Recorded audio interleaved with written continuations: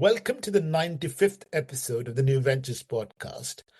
I am your host, Sanjoy Sanyal, the founder of Regain Paradise, a boutique climate finance firm and a visiting fellow at the Cambridge Judge Business School. I host this series of podcasts to understand the links between climate change and food security.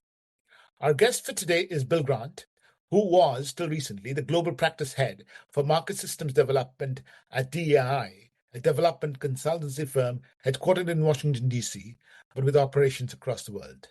Welcome, Bill. Thank you very much, Sanjoy. Bill, you have an incredibly long experience in working in international development. It's impossible to talk through everything, but just give our audience a little glimpse of your life.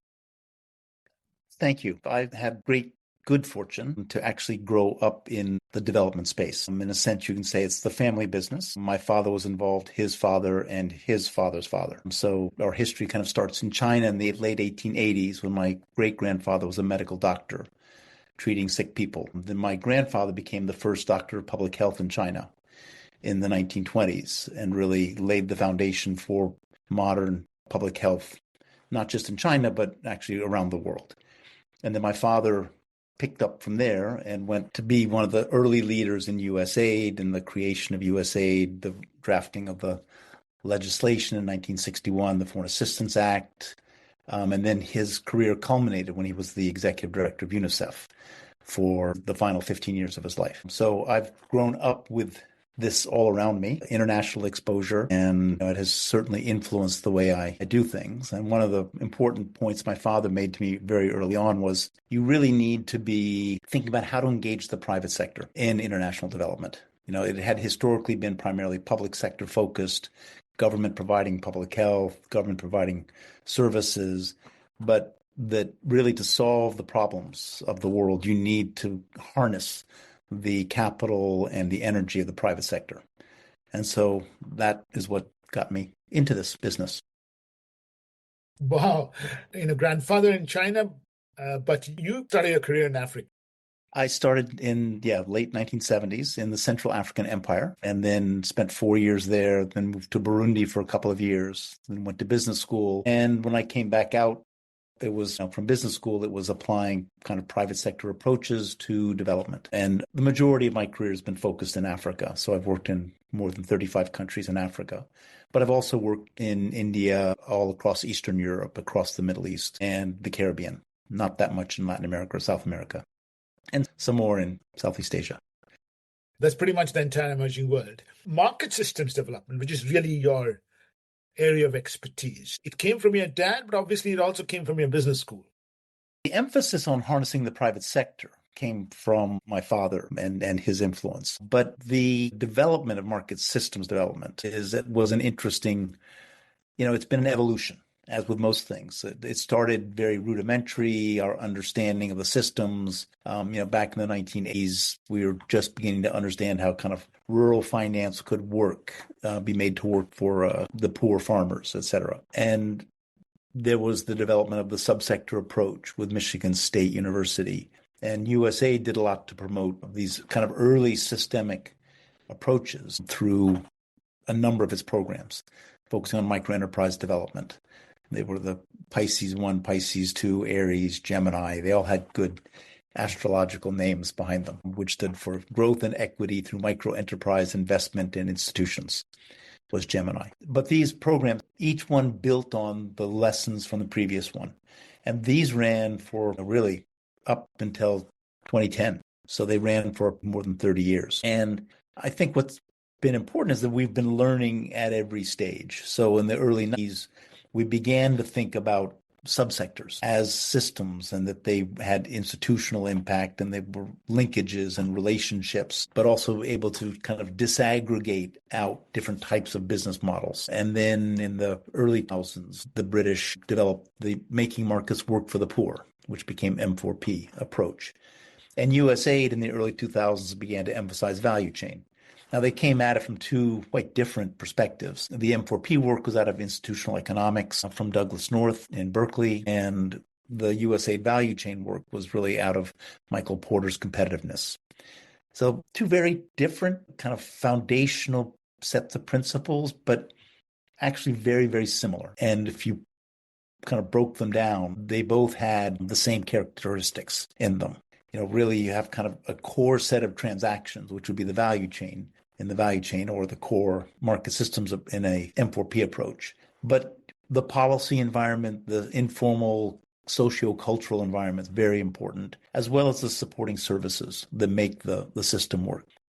There was actually quite a bit of competition between DFID and USAID, or the practitioners in DFID and USAID. And it took about 10 years for them to actually want to talk together and work together.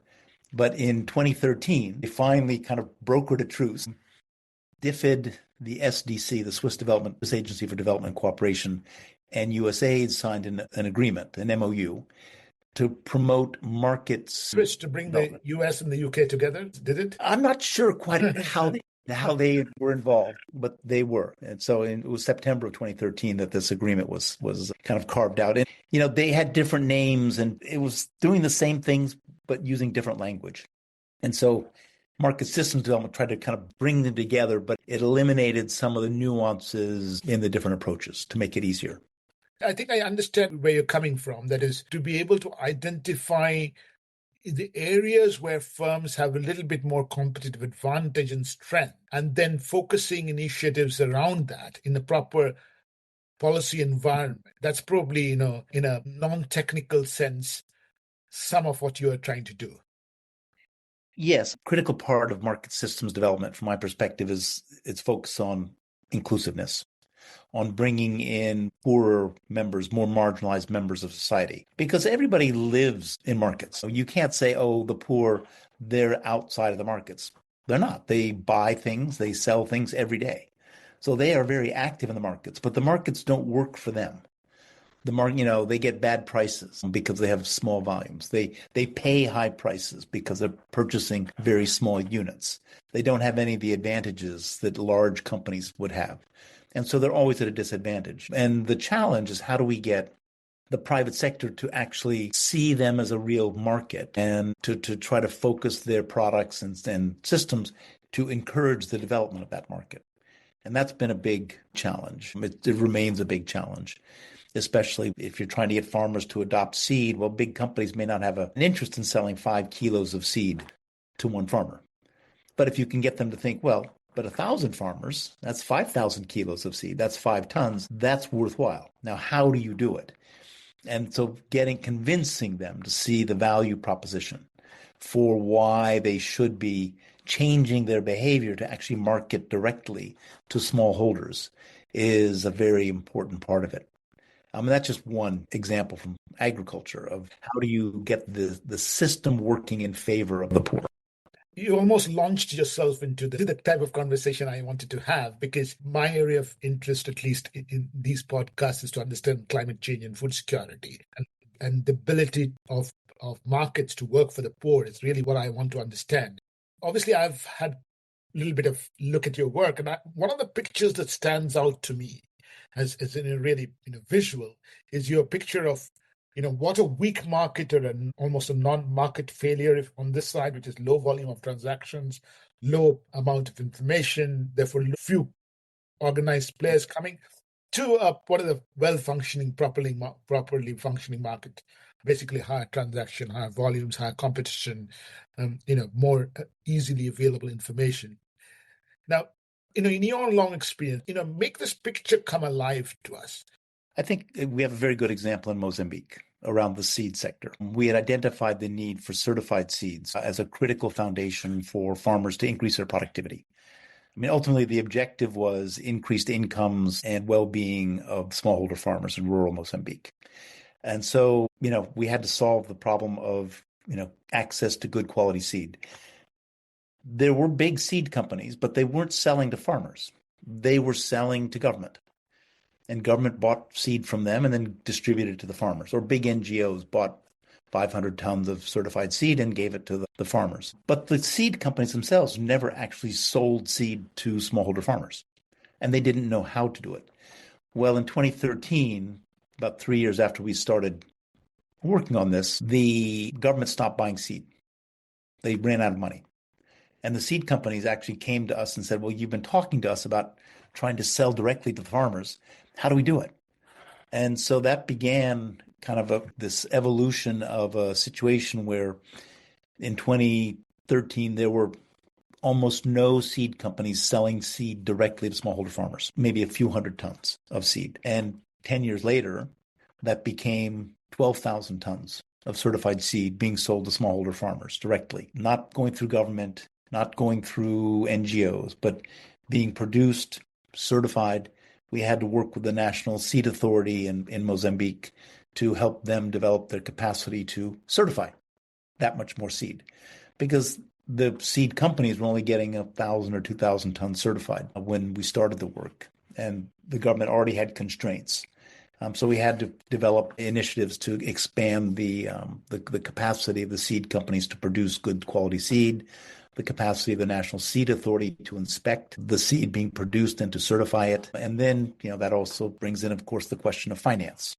How much money do the farmers have money to buy seed? It's an amazing story that you're saying. I have been in situations like this before. So you have large companies dealing with one large buyer every year, and then suddenly the large buyer disappears because of in this case budgetary constraints. And then the large company, I guess, will do one of two things. It can just move away from that market. The market's disappeared, and then go and sell in another country. But it looks like in this particular case, at least some of the seed companies decided to dig a little deeper, right? Yes. Well, in fact, there were three biggest seed companies in the country collapsed when the government stopped buying. But they were big seed companies who were buying seed from outgrowers. And some of the outgrowers were producing 200-300 tons. So we actually had a number of smaller seed companies who then kind of started to emerge from this crisis. And it was a lot of give and take between the two sides, where the seed companies wanted to sell, but the farmers didn't have money. Or when the farmers had money, the seed companies didn't know where the farmers were with the money, so the seed wasn't available. And so it's been a gradual building up of the market system, moving from that left-hand side where there was very little supply, little demand, to a point where now we have more than a dozen active seed companies producing or selling more than 1,000 tons each every year, primarily to smallholder farmers. And so this has been the development of a system, but it has come about gradually. Just again, give us a picture. Today, you said you have how many companies selling 1,000 tons of seeds? There are a dozen companies in Mozambique. So 12,000 tons of seeds being produced every year. And in 2012, when the government was at the peak of its purchasing program, it was what, 2,000 tons of seed? Yeah. They were purchasing about 2,000 tons and distributing it. I think this is what I'm taking away already. A large buyer withdraws. Three large companies collapse. But a decade later, the market has expanded 6 times. Mm-hmm. Right? It looks like the organizations that took benefit of it were not the large companies, which probably had, one particular way of doing things, going back to Porter, but the other companies which were nimble enough to develop a new strategy. Well, or who had to develop a new strategy, because the other companies were primarily Mozambican focused and in Mozambique. And we did have a number of regional companies who saw Mozambique as a potentially very large market. So they had a vision that, yes, Mozambique has the potential to be a very large consumer of certified seed, so they were ready to invest in it. But it took time to build up the capacity in the country. Some of the large companies that are selling seed are producing it in other parts of the region, and then they're importing it. Bayer, for instance, has just invested I think $40 million in a very major seed production investment in Zambia. Well, that's going to be their seed production to export to the region. And so they sell about 2,000 tons a year in Mozambique, but they're importing it. They're not producing it locally. But still, it has to be inspected when it comes across the border. It has to be, meet the quality standards of the government of Mozambique. But there's been kind of, in terms of domestic production, now we have 6 or 7 companies that are producing more than 1,000 tons each to sell into the local market. So it's been a really fascinating process to watch the market system deepen. Completely fascinating. Also because, seeds, when you listen to a certain type of person, seeds is the multinational intellectual property, product. These are not my words, but these are the words that I often hear from some people, are designed to exploit these smallholder farmers. But what I'm hearing you say is that at least 6 regional in-country operations came up, run by Mozambique entrepreneurs, developing seeds specifically for the market, their own country, which is runs contrary to the activist story that I often hear. What's been interesting is that many of those entrepreneurs have come out of the big multinationals. We've seen a lot of dynamics in those companies that, one of the leading brand new seed farms that has taken off and distribute, he used to be one of the extension workers for Klein Carew Seeds. And so he had been just kind of running agri-dealer shops. And then they laid him off because they changed their corporate strategy. And he then started picking up the agri-dealers, and now he said, well, actually, the real money's in the seed. He's set up a whole big distribution company, and he's now got 300-hectare farm where he's producing a lot of seed every year. And so, you're seeing this kind of evolution, a new seed companies starting. Staff who'd been at what is now Corteva, who had left, or with Crew, who had left, and they've set up new companies like East African Seed Company, Easy Seed. And so you're seeing a lot of dynamics. And so it's the people inside that make the difference, really. They've all worked, they've gotten the experience. And so as the market begins to take off, the fundamental capacity increases and you see lots of innovation happening. And this has been, just for me to watch over, a decade has been a great experience. And I've seen this in other countries with other similar activities. And you haven't watched, you've been an active participant. But before we come to what you did in the project, because it is one thing to say that the private companies, this guy got fired and he set up a seed company, and then he had a large farm making a lot of seeds. There was capacity development, and all that is what you did. And we will understand that. But, just on that before-after story, just to conclude it. So the market expanded 6 times. Not only did our certified seeds directly sold to smallholder farmers, but also a breed of private sector entrepreneurial class got set up. But just give us a sense of what type of seeds. Did the yield of farmers increase? Did the incomes increase? In your development language, the outcomes as opposed to the outputs.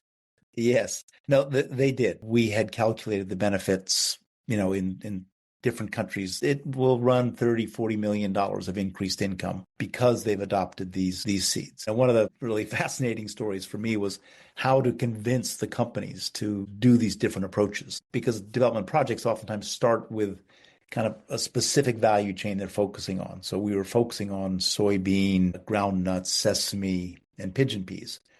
And when we wanted the seed companies to be selling certified seed in those varieties, the seed companies said, well, can we do maize? We said, no, we're not working with maize. Can you do groundnuts, soybean? And they said, can we do maize? And we then stopped and asked the question, why the emphasis on maize? Well, 80% of our profit comes from maize. So if you will work with us to expand our maize sales, we'll bring in all the others. And that became, kind of a light bulb went off to say their business model is around maize, but they will expand it and diversify into these other crops for which there is no certified seed if we simply work with them around their core. And so that then became really a major part of the success, was the ability to adapt our approach and our engagement from understanding what the value proposition was for them. I suppose that sort of helps answer one question that I had, which is that market systems development, this approach that you're talking about, takes a long time. You have to have patience and you have to learn, relearn, forget things. How long were you there in Mozambique? Just tell us, we already got one date in our head, 2013, the government withdrew its purchase. How many years before that were you there? And then what happened? We started in 2010. And in 2010, there were virtually no services. The Swiss had done an analysis, brought in some really good consultants, and they said there are no local systems. There are no agri-dealers. We have to have a different approach. And so we spent a few years kind of experimenting, probing the system to see what would work and what wouldn't work. And that's where we kind of, from the probing, sensed what needed to be done, and then started to kind of do more tests and try to bring more market actors on board.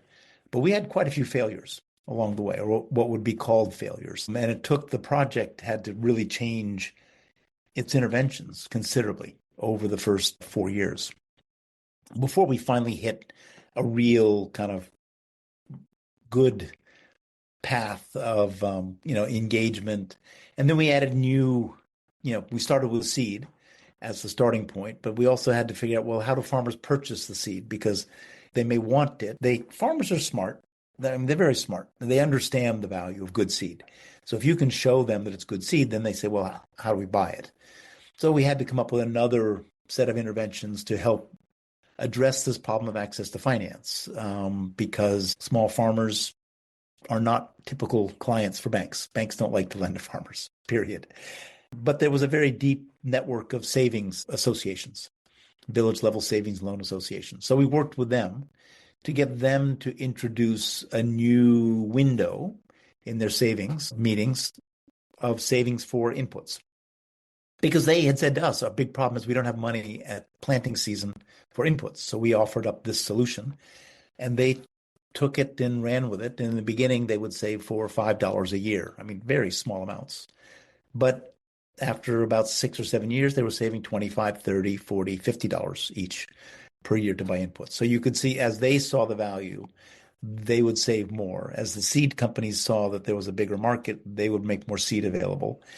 And you had a synergistic kind of growth between the different parties. But the farmers really needed an innovative approach to getting access to the funds needed to purchase seeds at the planting season, which typically would be their kind of lowest period in terms of cash flow. Right before they start planting is when they really are tight for money. So, I mean, you've already sort of covered so many points in what you said just now.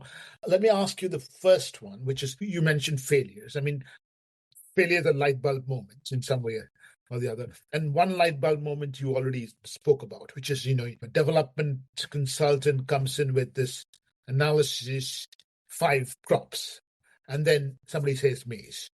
Just tell us a little bit about the failures, whether you call them failures or light bulb moments. Just help us understand why this takes such a long time and why one needs to be patient. Well, I guess it depends on the structure of the country. So, I mean, Mozambique, we were starting really from zero. There was nothing. In this continuum, there are many countries where you come in and you're already halfway or 2/3 the way over to the system that is working better for the poor. But so it really depends where you are, and the parts always take longer. And they require a lot more direct intervention, a lot more support. Once you have the kind of underlying institutions and services available, you can do it much more quickly. So, but in countries where it doesn't, where those systems aren't present, as was the case in northern Mozambique, it takes a lot longer. But in that process, we tried many different things. We did probes. We started with saying, okay, well, contract growers are going to be the solution. So we found our first partner was a big poultry company. And they said, well, we need soybean for our animal feed. And we're importing it right now. It's very expensive. And so we'd rather grow it locally. And they said, we have 2 choices. We can either go set up a 500-hectare farm and grow our own soybean, or we can outsource it to smallholder farmers. And so we said, well, we'll help you set up a system, an outgrower system where you hire a team and you do the work, but we'll cost share some of the initial costs. And we'll also provide training for the extension workers.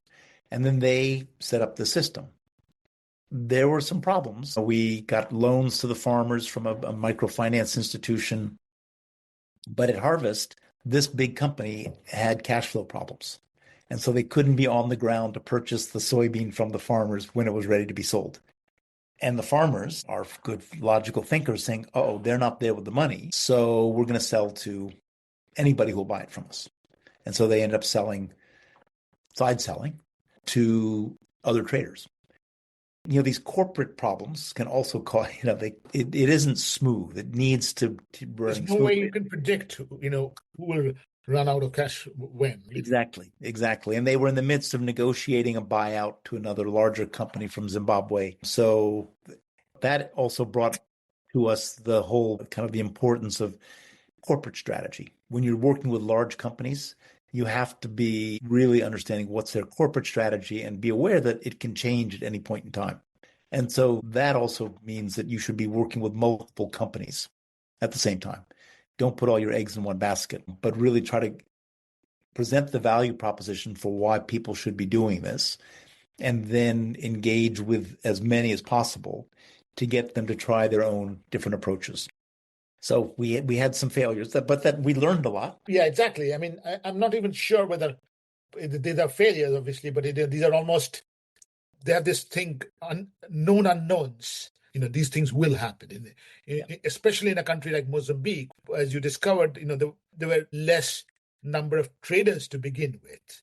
So, that's really a fundamental building block. I mean, I guess if you had worked in an Asian country, it would have been completely different. Much easier, much easier. And I mean, working in Kenya or Zimbabwe or Zambia, where you have deeper sets of structures, it's much easier. Yeah, I think a little bit of this distinction now that you are saying, it just a light bulb goes in my head also. A little bit of the distinction is between LDCs and middle income countries. There's a significant discontinuity almost in market systems development. It is a continuum, and we tend to start in countries which are really where there are very limited market systems, and then we have to build them, and we have to work with the private sector to build them, and we have to work with government to build them, and because the government's a very important actor in this process. You're throwing so many concepts, and I'm almost so anxious to understand it a little bit in detail. But the other point that you brought up, which is this finance thing, right? You are absolutely right, especially in Africa and even developed in relatively more developed markets, including Kenya, I guess. There is an extreme reluctance on banks to lend to smallholder farmers. Very, very different from Asia, by the way, and at least India. So just tell us a little bit about how these village saving associations work. Are they all women? How do people put in a little extra money every now and then the pot comes out at the end of the year? A lot of people don't know how this really works, actually. Okay. Well, this is another interesting case. I started first working with them in the 1990s in Niger. CARE had been doing a lot of work and had developed very simple systems based on traditional rotating savings and credit associations, which have been a traditional way that people have addressed financial issues for centuries, where every week, everybody would come together, put money in the pot, one person would take it. And the next week, they'd come put money in the pot and somebody would take it. The problem was that if there were 30 people, you got your turn every 30 weeks or every 30 months. And so they developed what they called an accumulating savings and credit association. So everybody would put money in and then they would lend it to anybody who wanted it for 1 month. And then you'd repay it.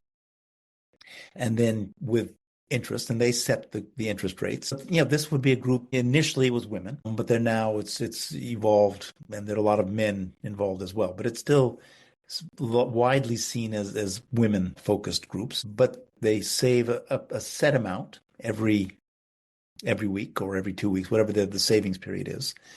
And then they get together. Everybody, it can be done without any written records at all because it was so simple. People and it's trust. It's the 30 people who know each other. They're self-selected. They have to bring themselves together. And the program, gave them some structure. It taught them how to address disputes amongst themselves. And what do you do when you have the village chief's wife is one of the members of the group? And if she says, well, I'll take all the money this week, how do you stand up to her? So there was a lot of role playing and capacity building of the women to understand kind of how the group should govern itself. And so many places they call it a governance program as well. But it really taught the women how to manage their own system.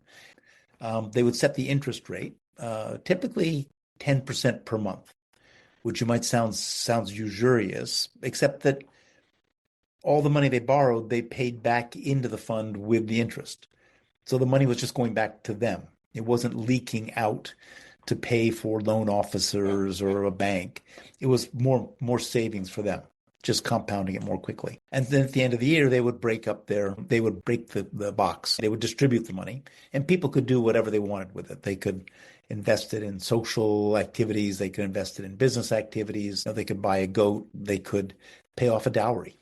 They could, make gifts for weddings. A lot of emphasis on social obligations because that's part of your social safety network.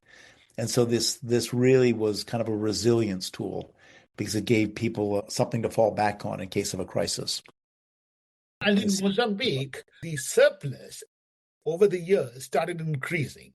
Obviously, people started sort of using the system a little bit more.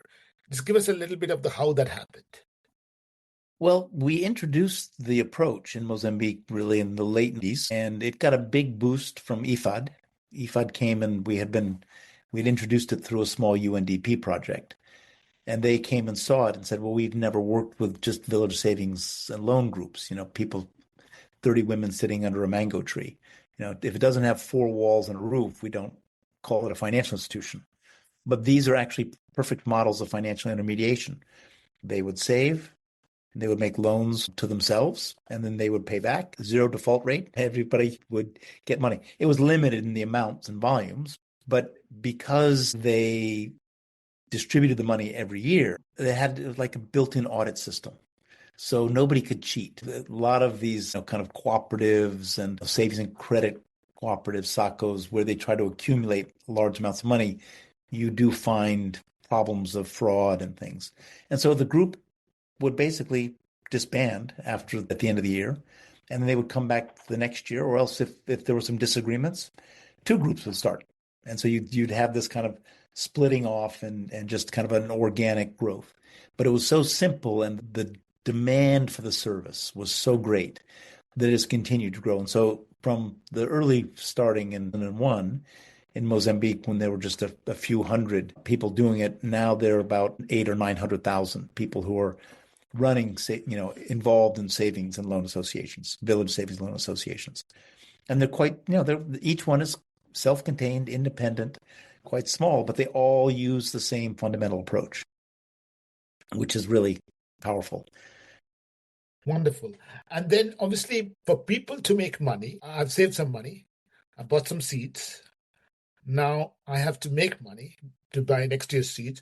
I have to sell what I produce. And I think that's the third component of your market systems development, right? To buy the maize or buy the soybean, so on and so forth. How did you, I guess when you started again, if there were no traders, that itself must have been in infancy. There were traders. It was a question of what was the nature of the traders. And there's a pejorative word for the traders in Mozambique. It's called Bangladeshis. And the major exporting companies had networks of Asian traders who they would send out to market towns, and they would basically buy for the big exporters. They weren't doing as much for kind of local maize, the local milling companies, as much as they were buying pigeon pea for export or maize for export, soybean for export. So they were buying, sesame, all the major export crops. But these traders were very much, the villagers didn't trust them, but they were the only buyers. And so we had been talking to a lot of the farmers, say, well, how, what are the issues? What are the challenges you face selling? And they said, well, we don't trust the traders. So, they cheat us, we cheat them. If they're going to rig the scales against us, then we'll put a lot of stones in our bags. And all this is very bad for business in general. But in our analysis, we identified a group of Mozambican businessmen who were in the rural communities, in secondary towns, who may have a small milling operation, might be selling maize meal to schools. And went to them and said, you can actually buy more. And so we helped them develop relationships with the bigger exporters, but also expand back to the first mile of purchase. We talk about last mile distribution of inputs, getting it out to the farmer who's 20 kilometers from the nearest post. But this first mile of purchasing also addressed a big issue for farmers because they would have to take their product 50 kilometers to the market, which makes it very difficult for them. And we got these Mozambican commodity aggregator traders, we called CATs, to open buying points closer to the farmers. And from a few of them had a couple, but we really said, you can grow your purchases and your sales significantly if you open more of these. And it took off like wildfire. We went from having just 50 or 60 one year to 6 years later, there were almost 600, 550 to 600 buying points have been opened by these Mozambican traders. And we had equipped them with electronic scales so that they weren't mechanical. They couldn't be cheated. And then the farmers could read them very easily. And you could see, okay, if it's 30 kilos, it's 30 kilos. It says it right there. And that was kind of an innovation. Getting people to use electronic scales really made a big difference in building the trust. In fact, now if you go into rural Mozambique, almost every buying point has electronic scales. Almost nobody's using mechanical scales because the traders who used electronic scales attracted many more of the farmers who wanted to sell their goods. So little things to build trust and strengthen the relationships. And one of the questions when we went and talked to these groups who were saving to buy inputs, they'd say, well, but what input should we be buying? We don't know what the market wants. And so we had to build up the different systems, the seed companies, the savings groups, and then the output marketing. But then when you bring all three together and you put them in a room together and they start talking about, okay, the output marketers want this variety of sesame. Okay, the input providers say we can provide this. And now the farmers know what they're saving for. They know they have a guaranteed market for it, and they know the variety of seed they should be buying, and the whole system works better. And we've seen just, this takeoff. That's been an important part of the success of the seed sector, has been that there's been more money in the rural areas to purchase the seeds, which makes it better for them to invest in getting more seed out. Plus, they know where the money is. They know who the groups are that have saved money. That is really the key point.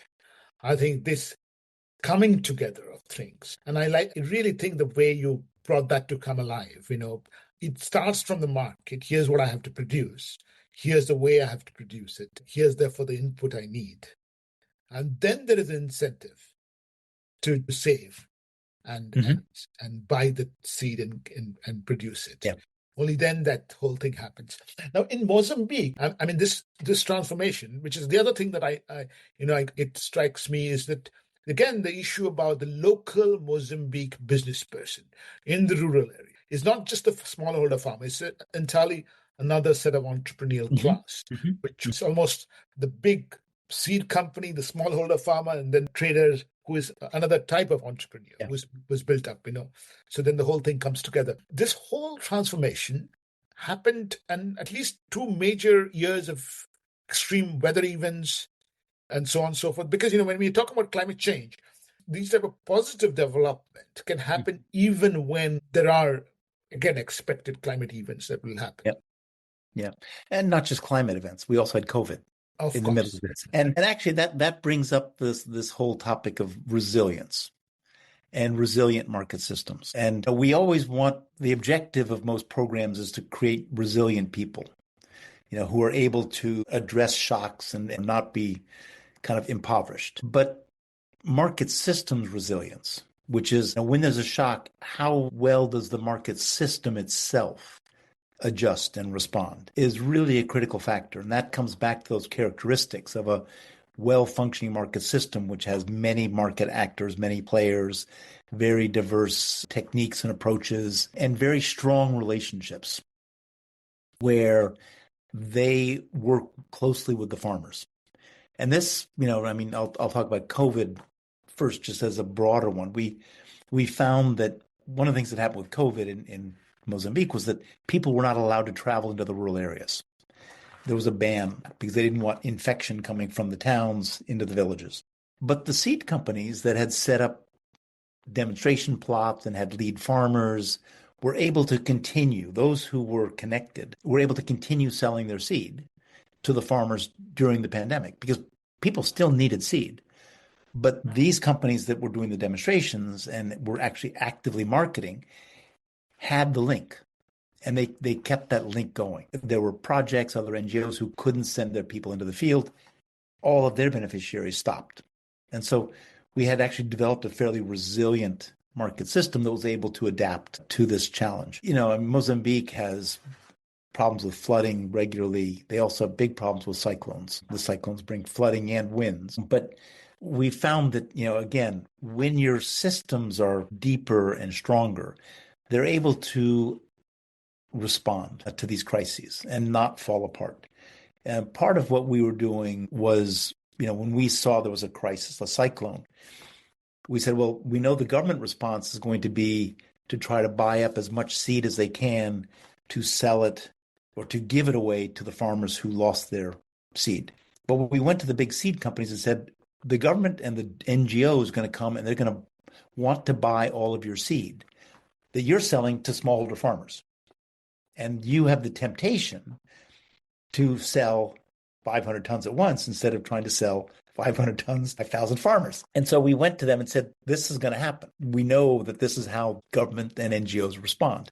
So what you need to do is you need to think of other ways to get seed so that you're not destroying the years that you have spent building up a market with smallholder farmers to sell to them. Because if there's 1 year or 2 years where you don't show up with seed, you're out of the market. So we worked with the companies to help them with their strategy to keep growing their rural sales, while also, because it was a good opportunity for them to sell to government and to NGOs, but to help them think through different strategies that they could use to continue to make money selling seed without disrupting their sale of seed to the rural areas through the rural distribution channels. This is fascinating because this is how governments tend to react, how NGOs tend to react. And then private sector, obviously you want to sell, it has exactly the same problem. Should I trade off years of investment in building up, distribution chains, stockists and incentive programs and salespeople versus the lower transaction cost of making one bulk sale? So I guess, you helping companies with the knowledge, because you hear market whispers from very many places and then almost project their sales and, because they also have to import it in and, get through that entire process. Yeah. It's really to get them to think it through before they just jump at that first big opportunity. Say, okay, what are the implications and how can you do this differently? And I think that's, at the end of the day, as the market becomes more mature, you're able to engage with the market actors. You don't need to invest a lot of money in it. You just need to be seen by them as a reliable, neutral advisor. And then over time, they then build up those systems themselves. But there's that first initial reaction. Somebody comes and says, oh, I'll buy all of your seed. And you say, I can sell it. And then you go, wait a second, I don't have any seed now to sell to my regular customers. I mean, just one question before I move on. You mentioned the village level savings initially as only women, but in agricultural programs or in any work of business in life, it is very important to engage women. And in these sectors, in these geographies, that's not easy. Give us a little sense of what you did, what you didn't, lessons you learned. Yeah. I mean, women are absolutely critical for development of families. And we know from the studies that if women have extra money, they will invest it in the family. It's also been shown that women are more loyal as customers because they're more risk averse. Generally, once they try something and they like it, they'll do it. And so we actually, done quite a bit of work looking at how does the input system engage with women. And you find that agri-dealers don't typically sell to women. They don't have female shop agents. They don't send out extension agents who can talk to women. Most extension services, they're men and they talk to other men, and the women are in the background. So we really try to turn that around, but you have to have a value proposition for the agri-dealer. And so we actually, in studies, we found that women account for about 30% of the decision-making around agricultural inputs. And if you go to a seed company or an input supplier, an agri-dealer, and say, are you aware that women, if you sell actively to women, you can increase your sales by 30%? You begin to get their interest. If you just say, oh, you should be selling to women, there's no interest, so they won't do much. But then you can help them come up with strategies for how to do it. And women are better. They're better long-term clients. They might buy in smaller quantities initially, so you may have to change your product packaging. But you really want to be thinking proactively about what's the value proposition. for why the company should want to be including women. And I think that that's something that we don't do enough of in many projects. And we really do try to include this, even to the big processing companies. You go to them and say to them, well, why are women important to you? What are the important aspects? And then how should you be responding to that value proposition? And oftentimes it takes quite a bit of engagement with them and discussion, but then things pop up and they'll say, oh, well, women are really important for this, that, and the other. And then you say, okay, how can you expand that? How can you make that more proactive in your work? Because there will be a return on that investment. Point that you made about the trusted advisor, the person who provides information, and so on and so forth. And that's really, the role of your project, which you got funded for, separately to help, help all the actors get their act together and for mutual benefit. Now, my question is that in the next decade, I think it's clear that aid funding will be cut, right? And Reduced. Yeah. well, reduced, yeah. And so obviously one hopes is that people learn from your experience, right? I think the first thing that it should stand out to any seed company or any entrepreneur is that there is market even in a place like Mozambique, right? There is money to be made by selling to and buying from people, right? Theoretically, even if aid funding is reduced, maybe companies can do some of this using their own CSR marketing budgets and so on and so forth. Do you see that happening? Oh, yeah. Yeah, we do see it happening. And I think actually in a good market systems project, you don't need as much money. You don't have large grant programs. You don't give away lots of things. You have more technical advice. And so more of your time and effort is spent helping companies understand why they should do something rather than paying them to do it. Because oftentimes if you pay them to do it, then they'll take your money and not really internalize the process. But, market systems development is about achieving sustainable development at scale. And I think the sustainable part is really the most important thing, that, the companies are doing it because they've got an interest to do it. And then the scale is the other part because they'll be investing their money in it. If a project is paying for it, then you only get the extent that the project pays for it. And when the project funding ends, the benefit ends. And so this whole approach actually kind of builds on itself and it accelerates. And as with the seed companies, we found from just a handful of small seed companies, we still have a handful of small seed companies, but we have a bigger handful of large seed companies who have developed and grown and invested money. They have generated their own investment far more than donor projects could ever give them.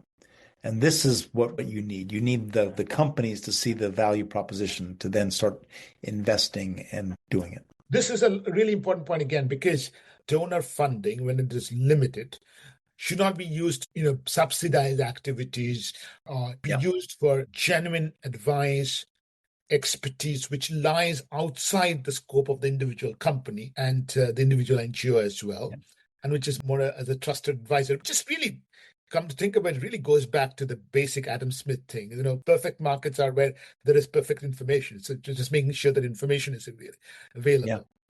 The other thing, of course, is that donors tend to overlap. And obviously that has to stop. Yeah, some overlap is okay. If we look at northern Mozambique, and there were, USAID had 3 projects functioning, and then the Swiss had their project. And I was advising one of the USAID projects as well as the Swiss project, but then our former staff on the Swiss project were also running the other 2 USAID projects. So we actually had a kind of a coalition of the willing to talk about how to kind of share resources and not overlap. Because just given the breadth of the problem, and you say, well, there's 5 or 6 million people that you're working with, you can figure out how to not overlap. But if there's only a handful of companies, and this is where the biggest problem comes, when there's a handful of companies, then everybody gravitates towards the same companies. And then the donor projects start competing with one another to have that company as their partner. And that can lead to very bad distortionary effects because the company then sits back and says, everybody wants to work with me. Well, I'll start negotiating for how much they will give me. And their focus is less on their business as much as it is on how much can I extract from the projects. So with fewer projects, there is less overlap and there's kind of less distortionary impact. This is, comes back to a fundamental part of a good market systems approach is applying the right amounts of capital to meet the needs of the situation. Not too much. If you try to pour too much money into a place where there is nothing, the absorptive capacity is very low. And so you end up wasting a lot of it. And this is where you need to gradually build it up. And so the funding should really be catalytic. How do we use that funding to make things advance as quickly as possible while also stimulating more investment by the market actors? And this is really a critical part of it, because if you have too much money, and this is where some donors and USAID, the US government was giving $60 billion, a year of foreign aid, that can flood a market. And so it will be missed, that's for sure. But there's still a lot of scope for people to get a lot done with less money. And that was actually one of the secrets of our success on the first Swiss project, was that we had very little money. And so we had to be really creative about how we got the seed companies to engage and take ownership of it. And we found that we would have for every dollar we put up, they would put up 10. So it was really kind of the right mix. Right. A lot about frugal innovation in the processes of development aid, that's what you're talking about. You did mention the government at the beginning, and I didn't take you up on that. What is the importance of policy in markets? I mean, if you want a point of leverage, policy is a fantastic point of leverage because it affects everybody. So, for instance, if we say there's a tariff, okay, the tariff affects everybody. And so you can use it constructively or less constructively. One policy that we worked with was helping the government to put in place a system to reduce taxation on the transport of commodities across county borders, across district lines. And so the traders would buy a notebook, a carnet. Then they would, once they bought the carnet, they would pay the provincial government, and they wouldn't have to pay anybody again.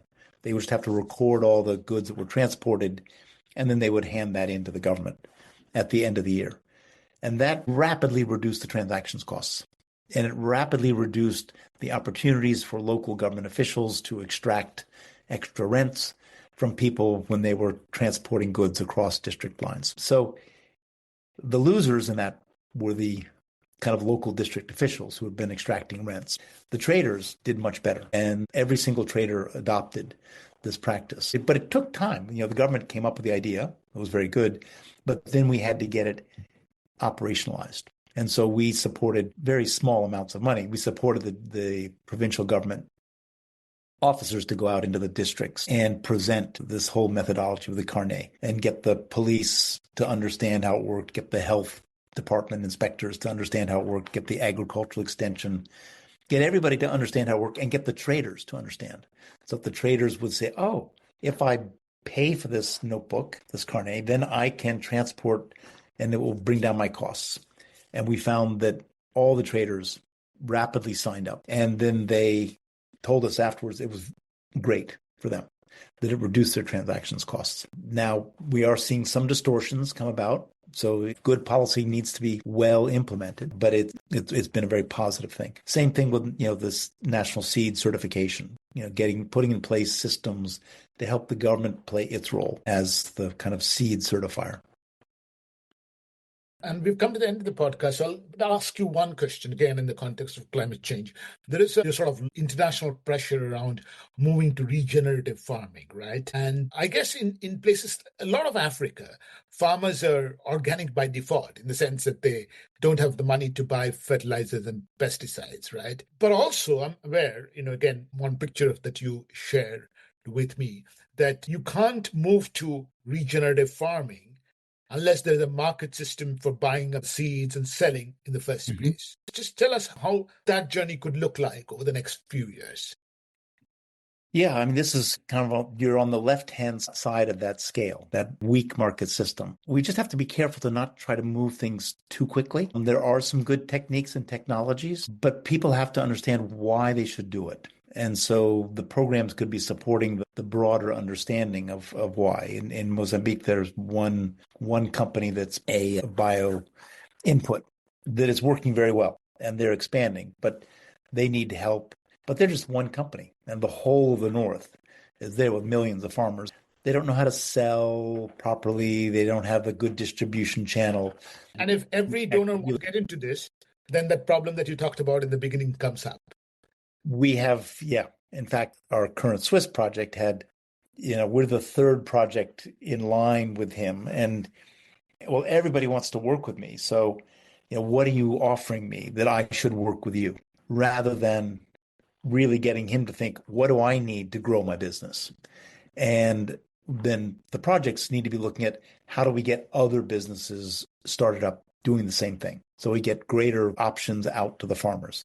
Now, this one company has a patented product that was developed in Japan that works very well. So it's not as easy to replicate. But a number of the things they're working on, biochar and just, manure and composting, those are practices that can be done commercially, and we can get more companies and more youth involved in them. And this one company, BioAgro, has been going to the universities and has been teaching students how to make biochar and how to make a compost and sell it, and helping them set up little businesses. So he's trying to expand it as well. But there's a shortage of good practices and good operations. And to say, well, people should just do zero tillage. Well, who's going to explain it to them? Who's going to help them understand why and how to do it? And the government doesn't have the capacity to do that. And so how do you is there a market actor? And this is one of the challenges of market systems development, is trying to find, who are the companies that have an interest and incentive to do this well. And I think that's where we still are, in a lot of the agroecology work. I do think that the biggest single problem on the agroecology side is not replacing chemicals, but it's reducing the use of chemicals that are currently being used. And if people are over applying by 50%, then the easiest thing you can do is to get them to apply the proper amount. And you've reduced chemical use by 50% right away. And so that's something that we need to place more emphasis on. And the big chemical companies understand that. I mean, they will invest in spraying services where you have people who know how to use the chemicals properly, and will start using less and less chemical. So they'll have less negative impact on the unscrupulous people. Will continue to say, well, use as much as you want. And we'll be promoting the overuse. But we need to get kind of an industry standard, which is really promoting the proper use of chemicals. That can be the biggest, most impactful starting point, kind of on the agroecology side. There are organizations like CropLife, which would, that's their mission. And they're all across Africa. They're not present in Mozambique yet, but they're the kind of association which brings together the best companies who understand the negative impacts and really try to promote it. So you have to get back to the fundamentals of what's in it for them, and why should they do it. And then you move to making it best practice and put in place penalty for people who overdo it. But this is a problem. Once chemicals become rapidly used, there's a lot of problem with fraudulent manufacture, fraudulent sale. That's a big problem in many countries. We're working in Uganda, et cetera. Once a market starts to appear for something, you then get fake product. And that can be even worse for the environment. We're getting that in Mozambique as well right now on seed. Before, nobody cared about seed, but now there's a lot of seed being produced and sold. And so there are a lot of fake seed producers. People are just taking grain, painting it pink, putting it in a bag, slapping a label on it and saying, this is certified seed, when it's not. And so it just reinforces the importance for the government officials to be doing their job of controlling the market. Well, this has been an amazing podcast, Bill. If people want to get in touch with you, how should they? I think probably the most effective way these days would probably be on LinkedIn. And if you put in William Grant, market systems development, I should come up fairly easy. And then they can send me a friend request and we can take it from there. With that, thank you very much, Bill. It was wonderful speaking to you. Thank you very much, Sanjoy. It's been a real pleasure.